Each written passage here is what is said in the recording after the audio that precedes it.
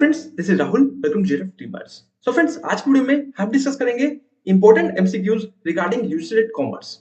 तो फ्रेंड्स, जैसे कि हमारा एग्जाम अभी नजदीक है, कुछ ही दिनों में हमारा एग्जाम कंडक्ट भी हो जाएगा, तो हमें प्रैक्टिस करना काफी इंपॉर्टेंट है। कंटेंट तो आपने पढ़ लिया होगा और चैनल पर काफी सारा कंटेंट है। होप्स आपने उन सारी यूनिट्स को रिवाइज कर लिया होगा। अब बारी आती है कि आप उसको प्रैक्टिस कीजिए, एनालाइज करिए कि कौन से टॉपिक्स पे आप अटक रहे हैं।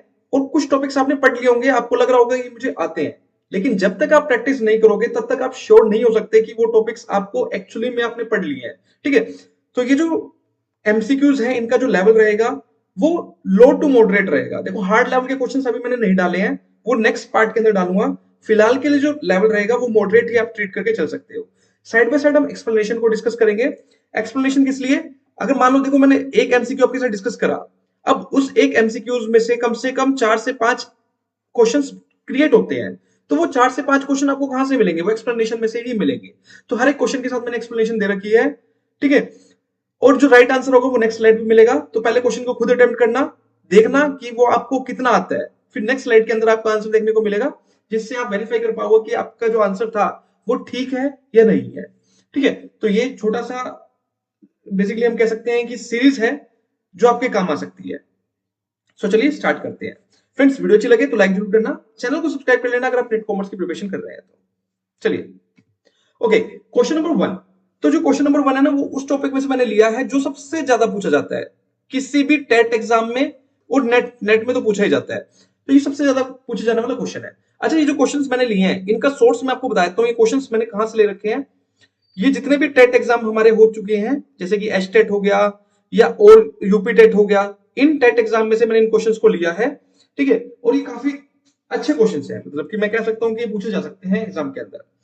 तो as per the government of India, a micro industry is one in which the annual turnover is not more than. तो देखो, हमारे पास जो होती है MSME, micro small medium scale industries जो होती हैं, इनका कुछ क्राइटेरिया डिसाइड कर रखा है गवर्नमेंट ने। और ये जो क्राइटेरिया ना, ये रिसेंटली में क्या हुआ है, अपडेट हुआ है। रिसेंट मतलब कि 2020-21 में इस क्राइटेरिया को ऑलरेडी अपडेट कर चुके हैं। हमें as per the updated one, micro industries को कौन सी कैटेगरी में डाला गया है, कि ऐसी कौन सी इंडस्ट्रीज है जिनका टर्नओवर कितना होना चाहिए कि वो माइक्रो इंडस्ट्री कहलाए।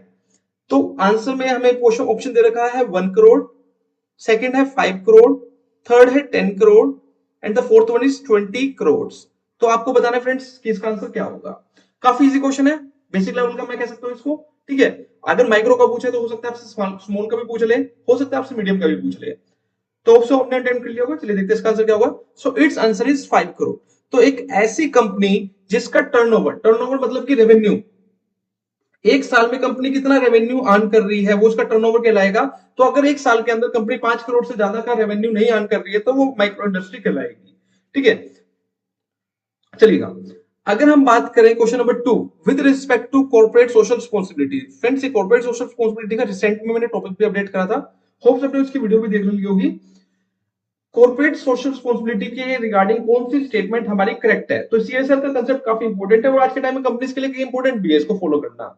पूछा गया है कि कौन सी स्टेटमेंट जो है इसके रिगार्डिंग करेक्ट है। तो पहली स्टेटमेंट है हमारे पास, companies rule 2014 introduce mandatory CSR. कि कंपनीज रूल जो ये कहता है कि सीएसआर मैंडेटरी है हर एक कंपनी के लिए। सेकंड कहता है कि under section 135 every company having a net worth of at least 500 crore and a turnover of rupees 1000 crore or more, or a minimum net profit of rupees 5 crore during the immediately preceding financial year has to make CSR expenditure। तो ये कुछ conditions बता रखी है कि किस company को CSR follow करना है। तो ये कंडीशंस अगर कंपनी फॉलो कर लेती है तो वो CSR करना उसके लिए कंपलसरी है। सेकंड स्टेटमेंट के अंदर हमें ये क्या रखा है। थर्ड स्टेटमेंट पर चलते हैं। तो थर्ड स्टेटमेंट में हमें क्या रखा है, companies covered under this will have to spend at least 1%। तो कितना क्या रखा है, इन्होंने कहा है कि कंपनी जो इस क्राइटेरिया को फुलफिल कर रही है उसको कम से कम 1% अपनी नेट प्रॉफिट का इन्वेस्ट करना ही है इन एक्टिविटीज के ऊपर। तो नीचे हमें ऑप्शन दे रखे हैं फ्रेंड्स। तो अगर आपने सीएसआर कंसेप्ट को अच्छे से पढ़ रखा है तो ये बहुत इजी क्वेश्चन है और ये काफी बार पूछे जाने वाला क्वेश्चन है। प्रीवियस ईयर में बहुत बार पूछा गया इस क्वेश्चन को। और रिसेंटली जो है एचपीएससी का एग्जाम हुआ था, एचपीएससी का एग्जाम हुआ था पीजीटी के लिए, स्क्रीनिंग टेस्ट, उसमें भी इस क्वेश्चन से को पूछा गया था। तो ये वहीं से लिया हुआ क्वेश्चन है। होप सो फ्रेंड्स आपने अटेम्प्ट कर लिया होगा। चलिए देखते हैं इसका आंसर क्या होगा। So it's answer is 1 and 2। तो देखो कंपनीज रूल ने क्या कर रखा है, सीएसआर को मैंडेटरी कर रखा है। और दूसरा हमारा क्या कहता है, दूसरा कहता है कि कंपनी जिसका क्या है नेटवर्थ एटलीस्ट 500 करोड़ है, टर्नओवर जो है 1000 करोड़ है, और नेट प्रॉफिट जो है 5 करोड़ इमीडिएटली प्रीवियस ईयर का, अगर ये कंपनी फुलफिल कर रही है तो वो सीएसआर के दायरे में आती है। लेकिन थर्ड स्टेटमेंट हमारी क्या हो जाती है, ये रोंग हो जाती है। क्यों रोंग हो जाती है? क्योंकि कंपनी को 1% नहीं, एटलीस्ट 2% कंपनी को कम से कम 2% क्या करना होता है, खर्च करना होता है अपने प्रॉफिट का। ठीक है, होप सो क्लियर होगा। चलिए नेक्स्ट क्वेश्चन पे चलते हैं। Question number 3, by financial crowding out. कभी भी आप न्यूज़पेपर पढ़ते हो इकोनॉमिक टाइम्स का, उसमें बहुत बार ये टर्म हमसे पूछी जाती है, फाइनेंशियल क्राउडिंग आउट इकोनॉमिक्स में। इसका मतलब क्या होता है? First, credit rationing. Second, what the government borrow can not be used for private investment. Third, government borrowings driving up interest rate. Fourth, reserve bank of India controls on commercial bank lending. Hope so friends अगर आपने इस term को पढ़ रखा है economics के अंदर तो आप इसको आसानी से अटेम्प्ट कर लेंगे। चलिए देखते हैं इसका आंसर क्या होगा। So it's answer is government borrowings drive up interest rate. तो अगर हम फाइनेंशियल क्राउडिंग आउट की बात करें तो ये एक सिचुएशन है basically when increase interest rate leads to a reduction in private investment spending such that it dampens the initial increase of total investment spending called the crowding out effect। देखो financial crowding out effect क्या है? Finance का economy से out हो जाना। वो कब होता है? जब इंटरेस्ट रेट क्या होता है, इंक्रीज हो जाता है। अब जब इंटरेस्ट रेट इंक्रीज होगा, बैंक्स मान लो इंटरेस्ट रेट क्या कर रहे हैं, ठीक, अब बैंक्स मान लो क्या कर रहे हैं, इंटरेस्ट रेट्स को इंक्रीज कर रहे हैं। अब इंटरेस्ट रेट के बढ़ने से जो कंपनीज हैं वो इन्वेस्टमेंट क्या कर देंगी, कम कर देंगी। क्योंकि बैंक यार पैसा अगर महंगे में देगा तो कंपनी की कम पैसा लेंगी, कम पैसा लेंगे तो कम इन्वेस्टमेंट करेंगी। तो जब कंपनी इन्वेस्टमेंट कम करती है such that it depends the initial increase of total investment, तो जो इन्वेस्टमेंट है इकोनॉमी के अंदर वो क्या हो जाती है, कम हो जाती है। तो पैसा कहीं ना कहीं इकोनॉमी के अंदर कम हो रहा है, या हम कह सकते हैं पैसा आउट हो रहा है इकोनॉमी से, तो उसको कहते हैं फाइनेंशियल क्राउडिंग आउट। तो government borrowing driving up interest rate, तो बेसिकली गवर्नमेंट क्या करती है, इंटरेस्ट रेट को क्या करती है, इंक्रीज कर देती है। तो इसको हम कहते हैं फाइनेंशियल क्राउडिंग आउट।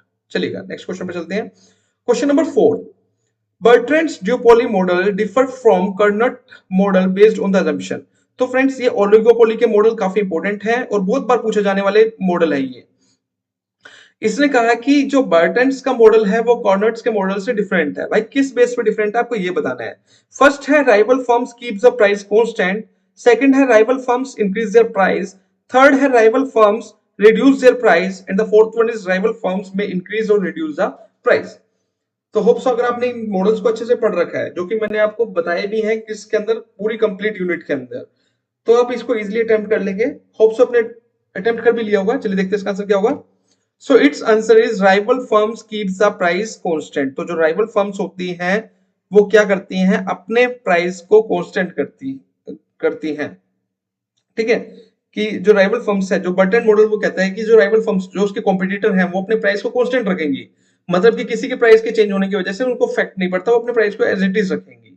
ठीक है, तो ये है हमारा आंसर। चलिए नेक्स्ट क्वेश्चन पे चलते हैं। Question number 5, when a population is heterogeneous, जब population heterogeneous होती है, it is divided into groups so that there is a homogeneity within the group and heterogeneity between the groups and some items are selected at random from each group। तो देखो basically क्या है, इसमें क्या रखा है कि इसमें क्या रखा है कि ये ग्रुप है, हम ये पॉपुलेशन है, पॉपुलेशन में से हमने क्या करा, जो सिमिलर जैसे मान लो कुछ पीपल्स हैं हरियाणा के, उनको एक ग्रुप में डाल दिया। कुछ पीपल्स हैं छत्तीसगढ़ के, उन्हें एक ग्रुप में डाल दिया। कुछ पीपल्स हैं महाराष्ट्र के, इनको एक ग्रुप में डाल दिया। कुछ पीपल्स हैं एमपी के, इनको एक ग्रुप में। और फिर हमने जब सैंपल सिलेक्ट करे तो हमने हर एक ग्रुप में से सैंपल को निकाल लिया। तो पूछा हुआ है कि बताओ ये कौन सा केस है, कौन सा सैंपलिंग का केस है। तो फ्रेंड्स टाइप्स ऑफ सैंपलिंग एक इंपॉर्टेंट टॉपिक है अपने आप में और बहुत बार क्वेश्चन इसमें से आया है, चाहे पेपर 1 की बात हो चाहे पेपर 2 की बात हो। तो टाइप्स ऑफ सैंपलिंग में से क्वेश्चन पूछा हुआ है और ये पूछा है कि कौन सा सैंपलिंग का पार्ट, कौन सा सैंपलिंग का एग्जांपल है। A cluster sampling, B systematic random sampling, C quota sampling, D stratified random sampling. So hopeful friends आपने अटेम्प्ट कर लिया होगा। चलिए देखते हैं इसका आंसर क्या होगा। So it's answer is stratified random sampling. पहली बात तो ये एक प्रोबेबिलिटी सैंपलिंग मेथड का पार्ट है, और प्रोबेबिलिटी सैंपलिंग मेथड के अंदर हमारे पास 4 मेथड आते हैं। ठीक है, हमारे पास क्या है, 4 मेथड आते हैं। तो बेसिकली अगर हम स्ट्रेटिफाइड रैंडम सैंपलिंग की बात करें तो बेसिकली क्या होता है, this method of sampling involves dividing A heterogeneous population into सब स्मॉल ग्रुप्स।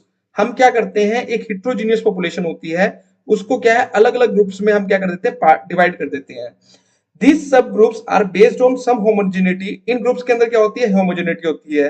अब हर एक ग्रुप, जैसे मान लो मैंने हरियाणा के लोगों को अलग कर दिया, तो हरियाणा वालों में तो होमोजेनिटी है ना, वो एक जैसी लैंग्वेज बोल रहे हैं, एक जैसा बिहेव कर रहे हैं। Then lastly some items are selected at random, तो उनमें से हम रैंडमली बेस्ड पर आइटम्स को सिलेक्ट करते हैं, हर एक ग्रुप में से एक एक आइटम को निकाल लेते हैं। The process of classifying group is known as stratification. तो इस प्रोसेस को स्ट्रैटिफिकेशन के नाम से भी जाना जाता है। क्वेश्चन यहां से भी क्रिएट हो सकता है। चलिए चलते हैं नेक्स्ट क्वेश्चन के ऊपर। क्वेश्चन नंबर 7 है, dash is an alphanumeric code that uniquely identifies a bank branch participating in the NEFT system। तो बेसिकली ऐसा कौन सा कोड है जो कि बैंक्स को डिफाइन करता है regarding the NEFT system. First है हमारे पास IFSC, सेकंड है STP, थर्ड है हमारे पास SFMS, और फोर्थ है हमारे पास RTGS। तो आपको बताना है इनमें से कौन सा रहेगा। होप सो फ्रेंड्स आपने अटेम्प्ट कर लिया होगा। चलिए देखते हैं इसका आंसर क्या होगा। So it's answer is IFSC। तो IFSC काफी इंपॉर्टेंट कोड है जो कि आपको हर एक बैंक के रिगार्डिंग, जब आप ऑनलाइन ट्रांजैक्शंस करते हो, बैंक टू बैंक ट्रांसफर करते हो, तो आपको IFSC की रिक्वायरमेंट पड़ती है। तो एक बार जान लेते हैं इसका फुल फॉर्म क्या है, बेसिकली पूछी जा सकती है। तो IFSC का मतलब है इंडियन फाइनेंशियल सिस्टम कोड, और ये 11 डिजिट का एक नंबर होता है।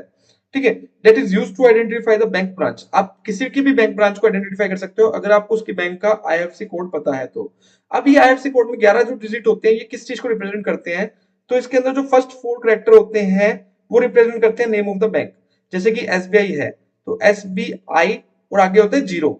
तो पहला जो 4 वर्ड होते हैं वो बेसिकली क्या डिफरेंट कैरेक्टर जो होते हैं वो क्या डिफरेंस करते हैं, वो रिप्रेजेंट करते हैं किस चीज को, बैंक के नेम को। दूसरा होता है the fifth character is zero, तो फिफ्थ इसमें क्या होता है, जीरो। तो SBI N, और फिफ्थ होता है हमारे पास जीरो।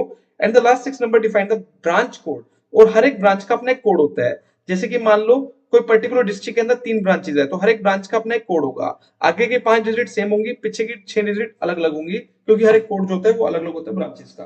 ठीक है, तो ये होता है IFSC code. Hope so clear हो गया होगा। चलिए नेक्स्ट क्वेश्चन पे चलते हैं। Question number 8, what is a tax shield if a firm has 100 depreciation and 50 amortization and tax bracket is 30%। तो हमें टैक्स शील्ड को कैलकुलेट करना है। थोड़ा सा न्यू टाइप का ये टॉपिक आपके लिए रहेगा। एक फर्म का 100 डेप्रिसिएशन दे रखा है और 50 अमोर्टाइजेशन दे रखा है, और टैक्स ब्रैकेट 30% का दे रखा है। तो आपको टैक्स शील्ड के बारे में बताना है। 45, 15, 30, 50। होप सो आपने अटेम्प्ट कर लिया होगा। चलिए फ्रेंड्स देखते हैं इसका आंसर क्या होगा। So it's answer is 45। तो पहले तो हम जान लेते हैं टैक्स शील्ड होता क्या है। देखो टैक्स शील्ड क्या होता है, is the reduction in taxable income resulting from the tax deductible expenses. आप क्या कर रहे हो, देखो टैक्स शील्ड, शील्ड मतलब कि हमें क्या कर रहा है, प्रोटेक्शन प्रोवाइड कर रहा है। प्रोटेक्शन किससे यहाँ पे मिल रही है, टैक्स से मिल रही है। टैक्स से प्रोटेक्शन हमें कैसे मिल रही है, हम कुछ इस तरह के एक्सपेंसेस को आगे कर देते हैं जिससे हमारी जो इनकम है, टैक्सेबल इनकम जो है वो क्या हो जाती है, रिड्यूस हो जाती है। अब वो एक्सपेंसेस यहाँ पे कौन कौन से थे, यहाँ पे एक्सपेंसेस थे 100 और 50। ठीक है, तो the tax shield represent the tax saving, तो बेसिकली कंपनी की सेविंग करती है। अब टैक्स शील्ड को निकाला कैसे जाता है, टैक्स शील्ड को निकालने के लिए टैक्स रेट को मल्टीप्लाई कर, रेट देखिएगा जी, टैक्स रेट को मल्टीप्लाई करना है हमें टैक्स डिडक्टेबल एक्सपेंसेस के साथ। तो टैक्स डिडक्टेबल एक्सपेंसेस हमारे कितने हो गए, यहाँ पे 100 और प्लस 50 इज इक्वल टू 150, और 150 का टैक्स रेट कितना है हमारे पास 30%, तो कितना आएगा हमारे पास 45। तो 45 बेसिकली हमारी क्या है, टैक्स शील्ड है। ठीक है, ये हमारे लिए क्या है, टैक्स शील्ड हमारी कैलकुलेट हो जाएगी। होप सो क्लियर होगा। चलिए नेक्स्ट क्वेश्चन पर चलते हैं। Okay, question number 9, Dash is a popular banking software developed by Infosys and used by many banks in India। तो बेसिकली एक Infosys के थ्रू एक पॉपुलर सॉफ्टवेयर को डेवलप किया गया था बैंक्स के लिए। उस सॉफ्टवेयर का नाम बताना है आपको। ये काफी टाइम पहले की बात है, जब इन्फोसिस जो है काफी, जो जब डिजिटलाइजेशन का युग चल रहा था, ठीक है, काफी ट्रेंड में चल रहा था, तो इन्फोसिस ने एक सॉफ्टवेयर डेवलप किया था बैंक्स के लिए। कौन सा था? ए फ्लेक्स क्यूब, सेकंड है बैंक्स, थर्ड है फाइनेकल, और फोर्थ है हमारे पास टेमनोस, टीमेनोस। होप सो अपने अटेम्प्ट कर लिया होगा। चलिए देखते हैं इसका आंसर क्या होगा। So it's answer is Finacle. अभी फाइनेकल क्या है? बेसिकली फाइनेकल एक वाइडली यूज सॉफ्टवेयर है, developed by Infosys in 1999। It is written in C, C++, Java programming language and run in Unix operating software. फिर है बैंक्स को किसने डेवलप किया था? तो टीसीएस ने करा था। देखो ये मैच ऑफ द फ्लोइंग में भी आपसे पूछा जा सकता है, एक साइड कंपनीज और एक साइड सॉफ्टवेयर, और आपको मैच करना होगा। तो BANCS बैंक्स किसने डेवलप किया था? टीसीएस ने करा था, और ये जावा में लिखा गया है। और फ्लेक्स ट्यूब जो है वो ओरेकल ने किया था। सारी की सारी इंपोर्टेंट कंपनीज है हमारे पास, और इन्होंने ये अलग अलग सॉफ्टवेयर बैंक्स के लिए डेवलप किए हैं। होप सो क्लियर हो गया होगा। चलिए नेक्स्ट क्वेश्चन पे चलते हैं। Question number 10, when the law of demand is operation then. तो लॉ ऑफ डिमांड एक काफी इंपॉर्टेंट लॉ है इकोनॉमिक्स के अंदर। तो जब भी ये लॉ ऑफ डिमांड ऑपरेशन में होता है तब क्या होता है? The demand curve is an upward curve, the demand curve is a lying line, the demand curve is a downward curve, the demand curve is a vertical line. तो काफी simple question है, बहुत बेसिक लेवल का question है ये। Hope so attempt कर लिया होगा। चलिए देखते हैं इसका आंसर क्या होगा। So it's answer is, demand curve जो होता है वो हमारा क्या होता है? डाउनवर्ड कर्व में होता है। तो डिमांड कर्व किस चीज के बीच में रिलेशनशिप बताता है? प्राइस और क्वांटिटी के बीच में रिलेशनशिप को डिस्क्राइब करता है। There is an inverse relationship between price and demand, and due to this demand curve always a downward slope. और इसकी वजह से हमारा डिमांड कर्व जो होता है वो हमेशा कौन सा स्लोप शो करता है? डाउनवर्ड स्लोप को, कर्व को स्लोप, सॉरी, स्लोप को शो करता है। चलिए नेक्स्ट क्वेश्चन पे चलते हैं। A new digital platform campus power for student ecosystem has been launched by which bank. देखो बैंकिंग सॉफ्टवेयर काफी बार पूछे जाते हैं, बैंकिंग यूनिट के अंदर ये सॉफ्टवेयर ही हैं, काफी इंपॉर्टेंट है। तो ये campus power student ecosystem create करने के लिए किस बैंक ने लॉन्च किया था? ICICI bank, state bank of India, Punjab national bank और एचडीएफसी बैंक। तो होप सो फ्रेंड्स आपने अटेम्प्ट कर लिया होगा। चलिए देखते हैं इसका आंसर क्या होगा। So it's answer is ICICI bank. तो बेसिकली एक न्यू डिजिटल प्लेटफॉर्म था जिसका नाम था कैंपस पावर, तो ये आईसीआईसीआई बैंक ने लॉन्च किया था। इसका मेन ऑब्जेक्टिव क्या था? It is launch to assist student who want to pursue higher education in India. तो जो स्टूडेंट हायर एजुकेशन इंडिया में परस्यू करना चाहते थे उनके लिए इसको लॉन्च किया गया था। The platform caters to the need of the student and parents and institute. तो बेसिकली ये सभी की नीड्स को क्या करता है? फुलफिल करता है। चलिए क्वेश्चन नंबर 10 है, ये हमारे अकाउंट से रिलेटेड है। हमें क्या दे रखा है? एक्स है कंपनी जिसकी ओपनिंग कैपिटल है 1/4/2016 को कितना? 1 लाख। ड्रॉइंग है 15,000, लॉस है 5,000 और इंटरेस्ट है 3,000 का। क्लोजिंग कैपिटल को कैलकुलेट करना है। तो ये सिंपल क्वेश्चन है लेकिन इंपॉर्टेंट है। यस, क्वेश्चन सिंपल है लेकिन इंपॉर्टेंट है, बहुत बार पूछा जाता है, और हम इसी में ही कई बार कंफ्यूज हो जाते हैं कि क्लोजिंग कैपिटल का फॉर्मूला ही क्या होता है। तो होप सो फ्रेंड्स आपने कैलकुलेट कर लिया होगा। चलिए देखते हैं इसका आंसर क्या होगा। So it's answer is 83,000। तो बेसिकली जब हम क्लोजिंग कैपिटल निकालते हैं तो उसमें हम क्या करते हैं? Opening capital minus drawing minus loss plus interest on the opening capital हम क्या करते हैं? ऐड कर देते हैं, और साथ में अगर कोई एडिशनल कैपिटल लाई हो तो उसको भी हम क्या कर देते हैं? ऐड कर देते हैं। तो यहाँ पे हमें क्लोजिंग कैपिटल निकालनी थी, तो हमें 1 लाख माइनस 15,000 माइनस 5,000 प्लस 3,000, तो 83,000 हमारा आ जाएगा। क्वेश्चन सिंपल था लेकिन इंपॉर्टेंट था। चलिए question number 13, company that only makes a purchase when an offer is available. कुछ कस्टमर्स ऐसे होते हैं वो तभी खरीदते हैं भाई जब ऑफर अवेलेबल होता है, वरना वो खरीदते नहीं है।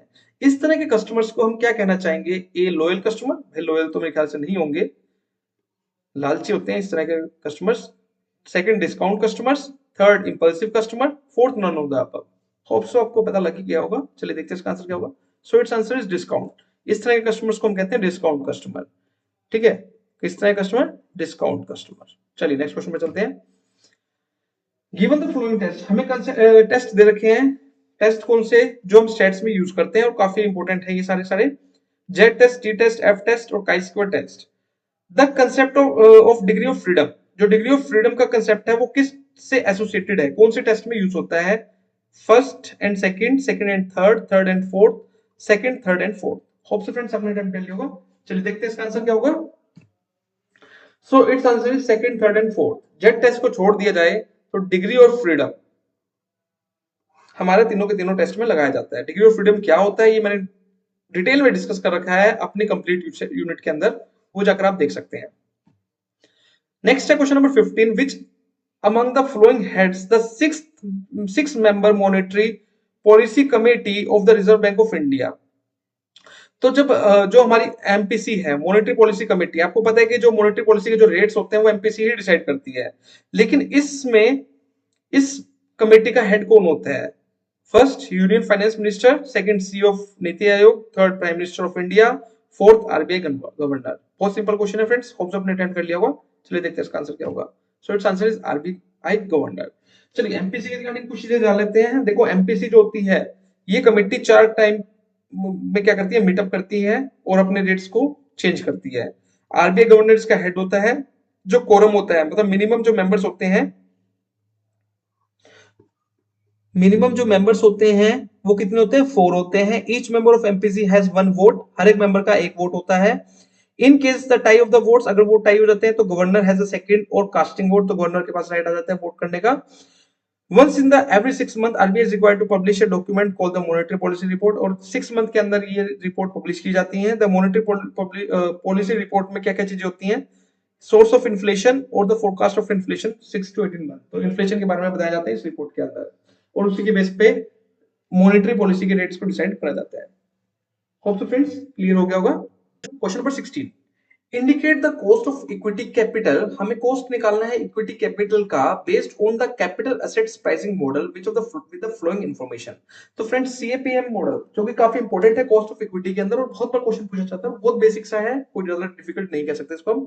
इसमें हमें बीटा कोफिशिएंट दे रखा है, risk free rate of interest दे रखा है, और हमें मार्केट रेट ऑफ इंटरेस्ट दे रखा है। आपको इसका basically cost of equity capital हमें कैलकुलेट करनी है सीएपीएम मॉडल के अनुसार। नीचे हमें रेट दे रखे हैं 9.8, 18%, 18.8% और 16%। बहुत बड़ा क्वेश्चन आया हुआ है, प्रीवियस ईयर से रिलेटेड है। होप सो अपने अटेम्प्ट किया होगा। चलिए देखते हैं इसका आंसर क्या होगा। सो इट्स आंसर इज 18.8%, और फॉर्मूला क्या है बेसिकली हमारा? RF plus beta RM minus RF. तो यहाँ पे आरएफ हमें कितना दे रखा है? 9% है। बीटा कितना है हमारे पास? 1.4 है। आरएम कितना है हमारे पास? 16%, और माइनस करेंगे हम RF, risk free rate of interest 9%। तो हमारा क्या आ जाएगा? आंसर आ जाएगा। ओके चलिएगा नेक्स्ट क्वेश्चन पे चलते हैं। Question number 17, which of the following information compute the taxable amount of HRA for 1 month of Naresh who resides in Kanpur. तो बेसिकली क्या है, आपको एचआरए निकालना है, कितना एचआरए हमारा टैक्सेबल होगा, हाउस रेंट अलाउंस हमें टैक्सेबल निकालना है।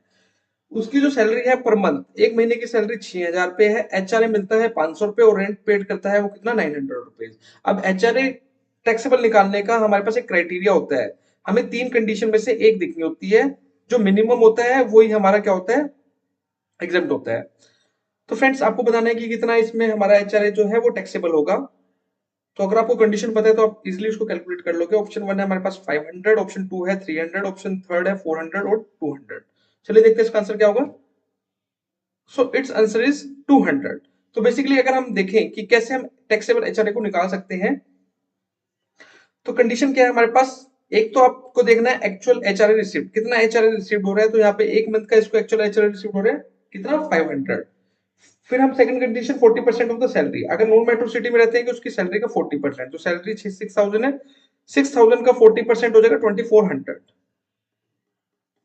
और 50% ऑफ द सैलरी अगर वो मेट्रो सिटी में रह रहा है, तो वो मेट्रो सिटी में नहीं रह रहा, कानपुर एक नॉन मेट्रो सिटी है।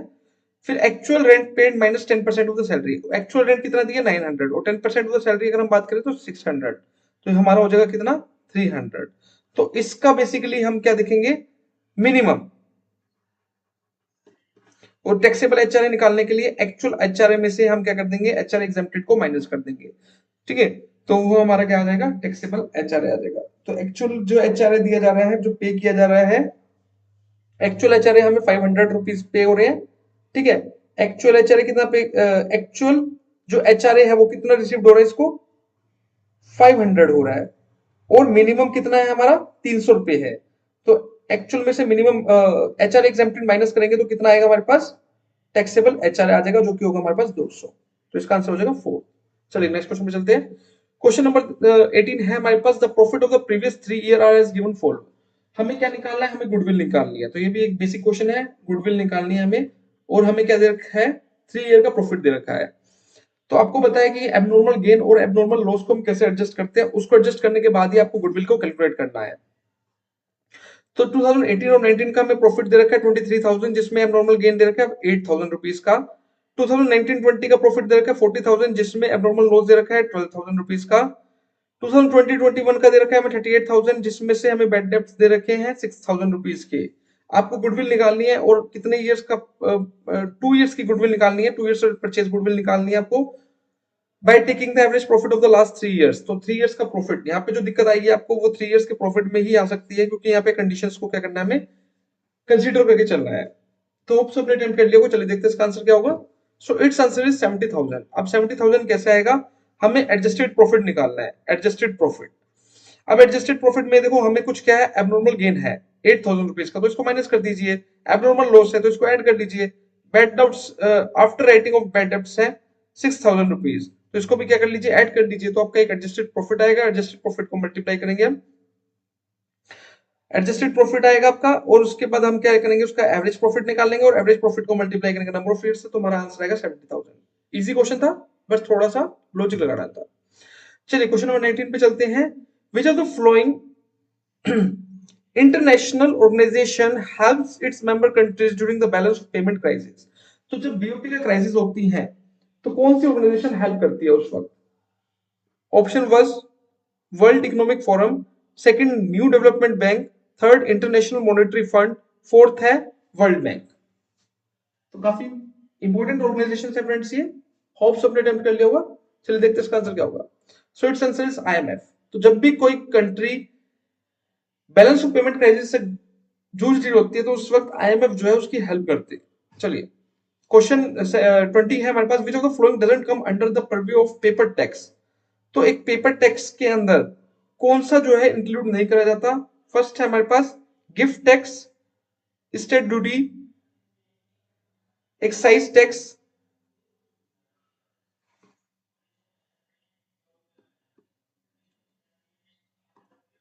जी एक्साइज टैक्स, और फोर्थ है हमारे पास वेल्थ टैक्स। तो आपको बताना है इनमें से कौन सा जो है पेपर टैक्स में इंक्लूड नहीं होता। So it's answer is excise tax. तो एक्साइज टैक्स जो है पार्ट नहीं है किसका, पेपर टैक्स का। तो पहले बात करते हैं कि पेपर टैक्स होते क्या है। Tax which carries their significance only on paper. देखो जिसका रियलिटी में कोई इफेक्ट नहीं होता वो सिर्फ पेपर पर ही काउंट किया जाता है, उस टैक्स को कहते हैं हम कौन सा, एक्साइज टैक्स। जैसे कि गिफ्ट टैक्स हो गया, एस्टेट ड्यूटी टैक्स हो गया, वेल्थ टैक्स हो गया, ये पेपर टैक्स है, ये सिर्फ पेपर पर इसको काउंट किया जाता है, रियलिटी में एग्जिस्ट ही नहीं करते हैं। लेकिन एक्साइज ड्यूटी जो है वो टैक्स इंपोज होता है goods for their production, licensing and sale, it is an indirect tax. लेकिन एक्साइज ड्यूटी जो है वो एक तरह से इनडायरेक्ट टैक्स है जो कि चार्ज किया जाता है। चलिएगा नेक्स्ट क्वेश्चन है, क्वेश्चन दे रखा है हमें, average profit earn by the firm is 2,40,000, capital invested in the business is 21 lakh and there normal rate of return is 10%, what is the value of goodwill based on the 4 times super profit. तो इसका आपको formula पता होना चाहिए goodwill निकालने का। देखो goodwill के लिए भी इंपॉर्टेंट है, पूछा जा सकता है आपसे, प्रैक्टिकल क्वेश्चन पूछे जा सकते हैं, तो आपको इनका फॉर्मूला पता होना चाहिए। फॉर्मूला नहीं पता तो मैंने इसको कंप्लीट यूनिट में कवर कर रखा है, वहां पे जाके आप देख सकते हैं इसको। होप सबने अटेम्प्ट कर लिया होगा, अगर आपको फॉर्मूला पता है तो अटेम्प्ट कर लोगे आप इसको। चलिएगा सो इट्स आंसर इज 1,20,000। अब ये कैसे निकाला, सबसे पहले देखो आपको गुडविल का फॉर्मूला पता होना चाहिए। गुडविल कैसे निकालते हैं, गुडविल निकालने के लिए super profit into number of years of purchase. अब सुपर प्रॉफिट निकालने का फॉर्मूला पता होना चाहिए। सुपर प्रॉफिट कैसे निकालते हैं, सुपर प्रॉफिट निकलता है average profit minus normal profit. अब आपको नॉर्मल प्रॉफिट निकालने का फॉर्मूला पता होना चाहिए, तो नॉर्मल प्रॉफिट कैसे निकलता है, normal rate of return into में कैपिटल एम्प्लॉयड।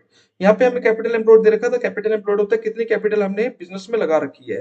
तो 21 लाख की कैपिटल थी जिसमें से हमने नॉर्मल प्रॉफिट निकाला, नॉर्मल प्रॉफिट आने के बाद हमने सुपर प्रॉफिट निकाला, देन हमने गुडविल निकाल दिया। तो काफी बेसिक क्वेश्चन था, होप सब अटेम्प्ट कर लिया। चलिए देखते हैं नेक्स्ट क्वेश्चन पे चलते हैं।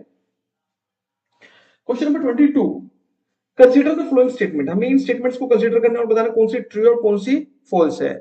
स्टेटमेंट फर्स्ट है, all trading members are required to pay turnover fees to SEBI. जितने भी हमारे ट्रेडिंग मेंबर्स होते हैं इनको टर्नओवर फीस को पे करना होता है। सेकंड है हमारे पास, compliance of SEBI rules is required by the constituents of trading members.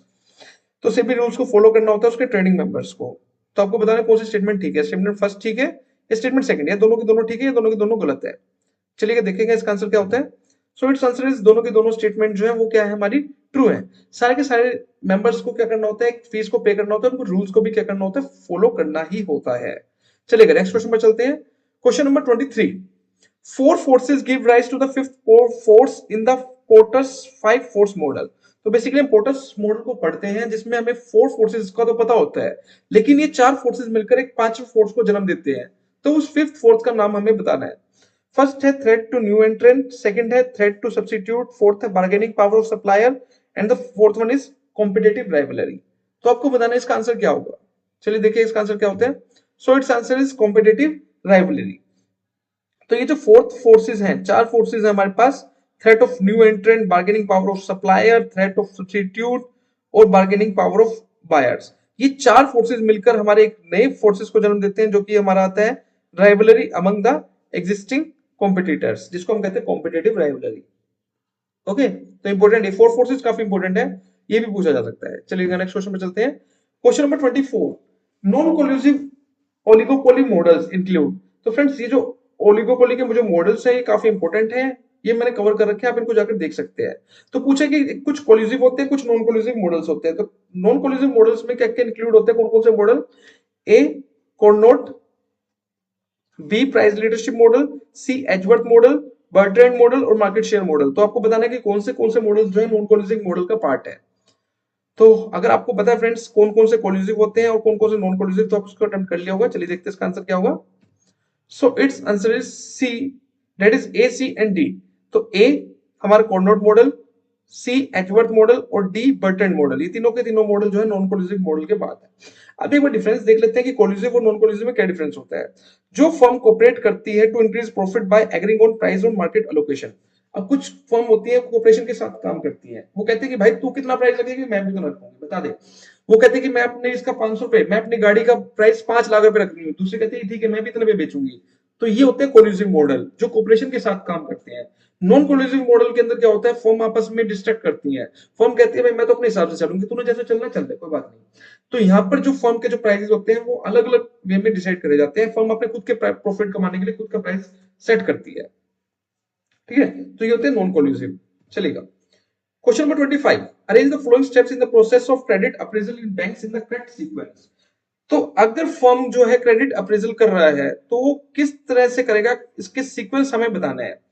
तो सबसे पहले क्या है, sanction of loan, A B due diligence and credit analysis, C loan documentation, D credit appraisal report. तो फ्रेंड्स बेसिकली क्रेडिट एक loan provide करना है किसी बैंक को, तो वो कैसे करेगा, कैसे स्टार्ट करेगा और कहां पे एंड करेगा। ठीक है, होप सबने अटेम्प्ट कर लिया होगा। चलिए देखते हैं इसका आंसर क्या होगा। So it's answer is B, C, D, A. सबसे पहले देखो क्या करा जाएगा, ड्यू डिलिजेंस और क्रेडिट एनालिसिस। सबसे पहले तो एनालिसिस ही करा जाएगा। ठीक है, फिर क्या करेगा, उसका डॉक्यूमेंट तैयार करेगा जिस बंदे को लोन देना है। फिर क्या करेंगे, फिर हम क्रेडिट अप्रेजल रिपोर्ट तैयार करेंगे उसकी, फिर उसको लोन क्या करेंगे, सैंक्शन करेंगे उसकी रिपोर्ट के बेसिस पर।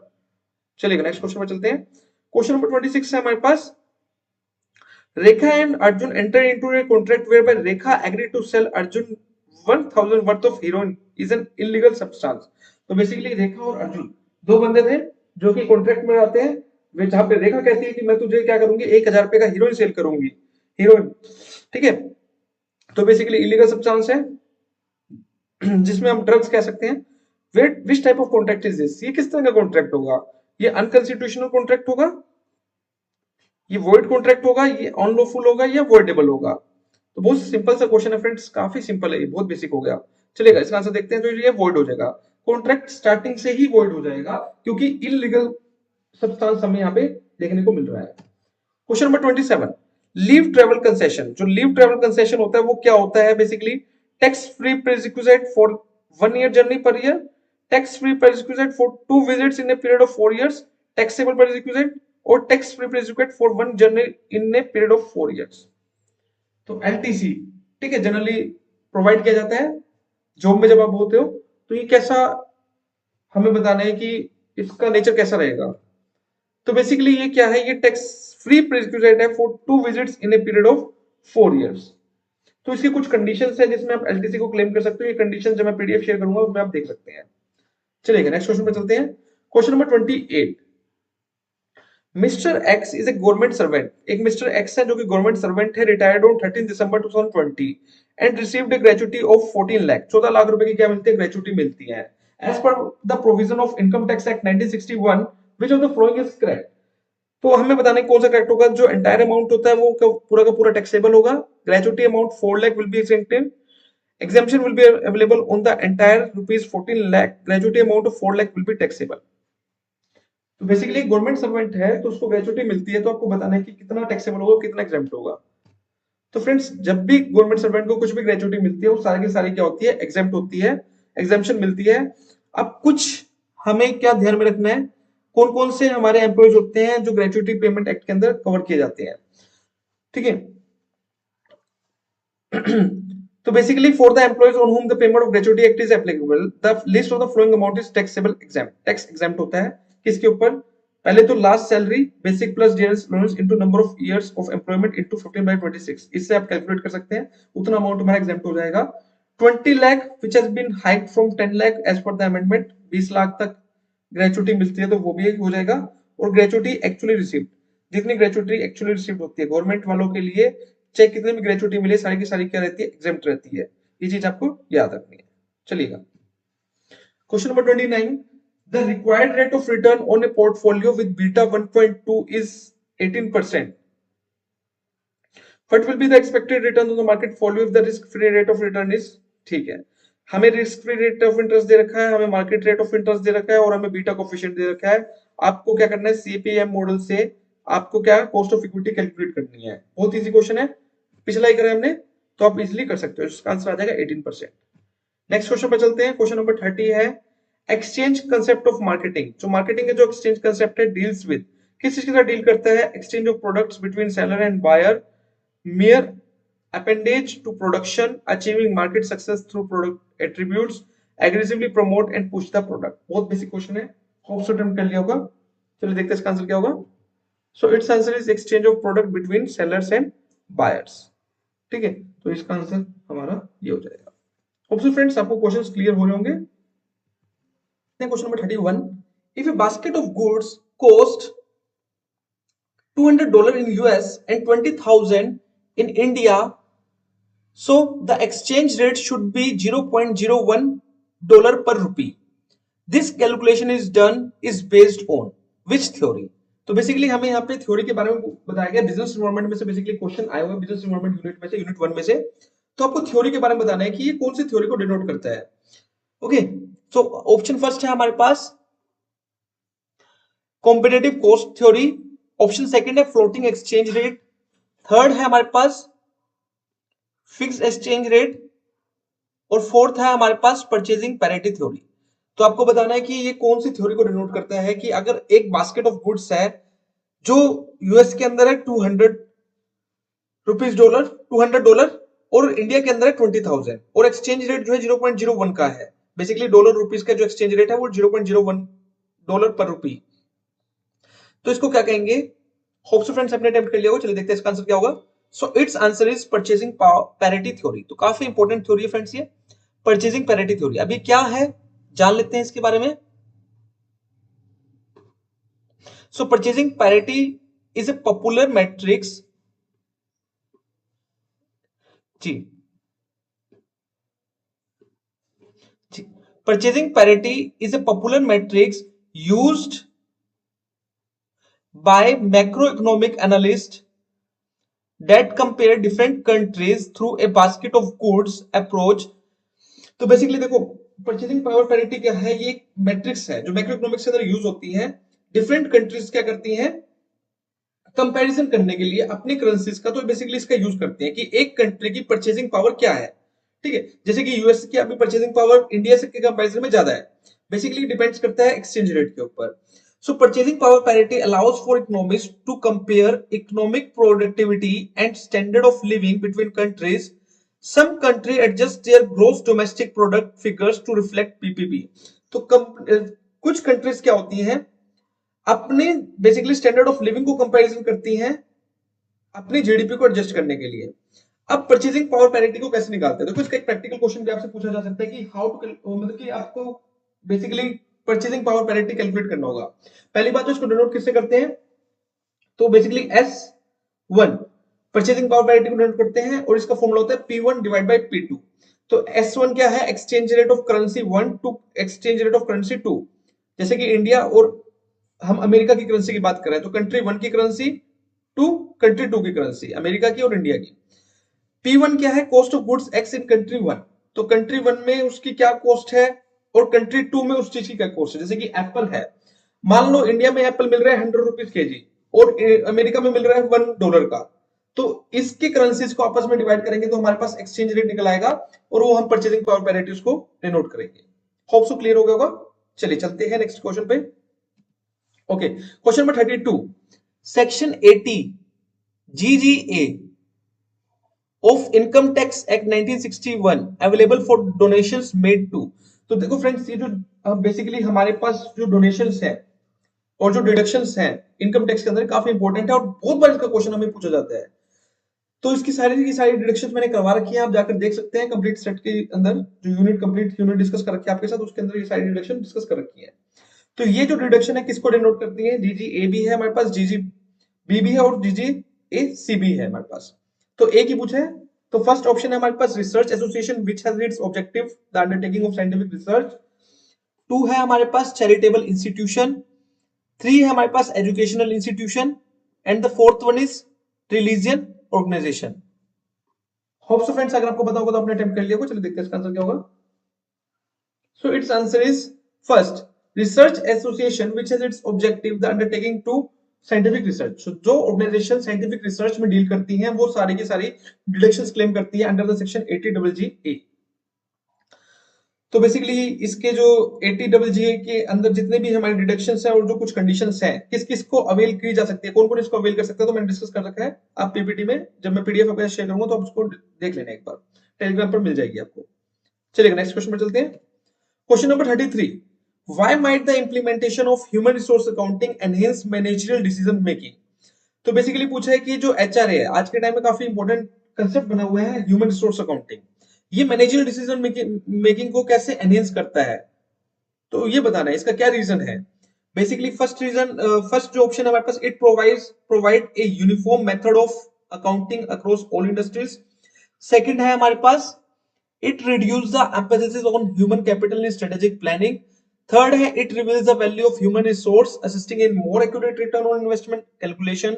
फोर्थ है, it solely focus on the physical assets of company. तो फ्रेंड्स यहाँ पर आप थोड़ा सा एलिमिनेशन रूल को यूज कर सकते हो, ठीक है, एलिमिनेशन रूल को यूज कर सकते हो। जो ओनली होता है और सोलिली होता है या सिंगल की बात करी जाती है तो उसको जनरली हम एलिमिनेट ही कर देते हैं क्योंकि ऐसा ऑप्शन होते ही नहीं है। ओके, तो होप सो आपने अटेम्प्ट कर लिया होगा। चलिए देखते हैं इसका आंसर क्या होगा। So its answer is it reveals the value of human resource assisting in more accurate return on investment calculation। तो बेसिकली कहीं ना कहीं ह्यूमन रिसोर्स को क्या करता है, उसकी वैल्यू को बताता है ह्यूमन रिसोर्स अकाउंटिंग, जो कि काफी इंपॉर्टेंट हमारा एक कंसेप्ट आज के टाइम में बना हुआ है। चलिएगा नेक्स्ट क्वेश्चन पर चलते हैं। The non-parametric test used as an alternative to the independent sample t test is known as। तो फ्रेंड्स जो टेस्ट है, टाइप्स ऑफ टेस्ट जो कि मैंने आपके लिए डिस्कस कर रखे हैं कंप्लीट सेट्स ऑफ यूनिट्स के अंदर, तो जो टाइप्स ऑफ टेस्ट हैं, जो हमारा नॉन पैरामेट्रिक टेस्ट है sample T sorry non parametric test as an alternative to the independent sample T test. तो टी टेस्ट के इक्विवेलेंट हमारा कौन सा नॉन पैरामेट्रिक टेस्ट को हम कंसीडर करते हैं। फर्स्ट है हमारे पास यू टेस्ट, सेकंड है एच टेस्ट, थर्ड है एफ टेस्ट और फोर्थ है जेड टेस्ट। तो आपको बताना है कि कौन सा इसमें से हम बेसिकली कंसीडर करते हैं, इसका एक अल्टरनेटिव हम मानकर चलते हैं। होप सब टाइम कर लिया होगा। चलिए देखते हैं इसका आंसर क्या होगा। So it's answer is U test. तो कौन सा होता है हमारे पास, यू टेस्ट बेसिकली हम क्या करते हैं, कंसीडर करके चलते हैं। तो यू टेस्ट जो है इक्विवेलेंट माना जाता है किसके, हमारा टी टेस्ट के। तो the Mann Whitney U test is a non parametric version of the independent sample t-test, a popular non-parametric t-test to compare outcome between two independent groups। तो बेसिकली दो इंडिपेंडेंट ग्रुप्स के बीच में comparison करने के लिए test का use होता है। चलेगा okay, question number 35, identify which of the following steps would be included in the hypothesis testing. तो जब हम हाइपोथेसिस टेस्टिंग करते हैं इसके जो प्रोसेस है वो काफी इंपॉर्टेंट है। तो ए है हमारे पास state the null and alternative hypothesis, B है set the significance level before the research study, C eliminate all outliners, D है obtain the probability value using a computer program, E compare the probability value of significant level. तो काफी basic है friends, ये काफी important भी है हमारा hypothesis testing का जो प्रोसेस है। होप सो आपने अटेम्प्ट कर लिया होगा। चलिए देखते हैं इसका आंसर क्या होगा। So it's answer is A B D and E. तो सबसे हम क्या करते हैं, नल एंड अल्टरनेटिव हाइपोथेसिस को स्टेट करते हैं। अभी नल और अल्टरनेटिव कौन सा होता है मैं डिटेल में डिस्कस कर रखा है। फिर हम सिग्निफिकेंस लेवल को चेक करते हैं, सेट करते हैं बेसिकली। फिर हम प्रोबेबिलिटी वैल्यूज को निकालते हैं और कंपेयर करते हैं प्रोबेबिलिटी वैल्यूज को, और फाइनल हम डिसीजन पर पहुंच जाते हैं। चलेगा। Question number 36, which of the following would reduce the credit creation capacity of the commercial bank. जो कमर्शियल बैंक है उनकी क्रेडिट क्रिएशन कैपेसिटी को कौन सी चीजें हमारा रिड्यूस करती है? A, time and demand deposit, B, loans, C, deposit with the central bank, D, cash in hand. काफी बेसिक है ये भी, इकोनॉमिक्स का क्वेश्चन है हमारे पास, इकोनॉमिक यूनिट से। होप सबने अटेम्प्ट कर लिया होगा। चलिए देखते हैं इसका आंसर क्या हुआ। So it's answer is C and D. That is, अगर देखो आप सीआरआर को मेंटेन करते हो, सीआरआर आपको 4% आज के टाइम में या 3.75 जो भी परसेंट आपकी सीआरआर है, उतना आपको सेंट्रल बैंक के पास रखना पड़ेगा। जितनी ज्यादा सीआरआर होगी उतना ही आप कम लोन प्रोवाइड कर पाएगा, उतना ही बैंक कम लोन प्रोवाइड कर पाएगा। तो बेसिकली डिपॉजिट, जितना ज्यादा डिपॉजिट सेंट्रल बैंक के पास करेगा उतना ही कम वो लोन दे सकता है, और जितना ही कैश इन हैंड मेंटेन करेगा उतना ही कम लोन मार्केट में प्रोवाइड करा जाएगा। तो सी एंड डी इसका आंसर हो जाएगा। चलिए नेक्स्ट क्वेश्चन चलते हैं। क्वेश्चन लास्ट है ये हमारा। What are the ways in which a negotiable instrument can be discharge. तो कौन से वेज होते हैं जिसमें नेगोशिएबल इंस्ट्रूमेंट को डिस्चार्ज किया जा सकता है? A, by cancellation in writing, B, by payment on maturity, C, by cancellation verbally, D, by release through notice of discharge. नीचे ऑप्शन दे रखे हैं। फर्स्ट है A, B and C, second है B, C and D, third A, B and D, fourth A, B, C and D. So hope so friends आपने time कर लिया होगा। चलिए देखते हैं इसका आंसर क्या होगा। So it's answer is third, A, B and D. तो बेसिकली नेगोशिएबल इंस्ट्रूमेंट एक्ट कब आया था हमारे पास? मार्च 1 1982 को आया था। This act governs the rule of regulations regarding the negotiable instrument such as promissory note, bill of exchange and cheque. और इसको सेक्शन 13 में इसको क्या करा गया है? डिफाइन किया गया है। होप सो फ्रेंड्स आज के जो क्वेश्चंस हैं वो आपके ठीक होंगे। ज्यादा कोई हार्ड लेवल नहीं था, हम कह सकते हैं कि लो टू मीडियम लेवल ही इसको कंसीडर करके चलेंगे। नेक्स्ट वीडियो के अंदर मैं आपके साथ और इससे जो लेवल के क्वेश्चंस हैं वो डिस्कस करूंगा। तो फ्रेंड्स वीडियो अच्छी लगे तो लाइक जरूर करना, चैनल को सब्सक्राइब कर लेना। अगर आप बिजनेस कॉमर्स की या कॉमर्स की किसी भी एग्जाम की, टेट की कोई भी प्रिपरेशन कर रहे हैं तो आप चैनल को सब्सक्राइब कर लेना। आपको इन फ्यूचर काफी सारी वीडियोस इस चैनल पर देखने को मिलेगी। Thank you friends for watching.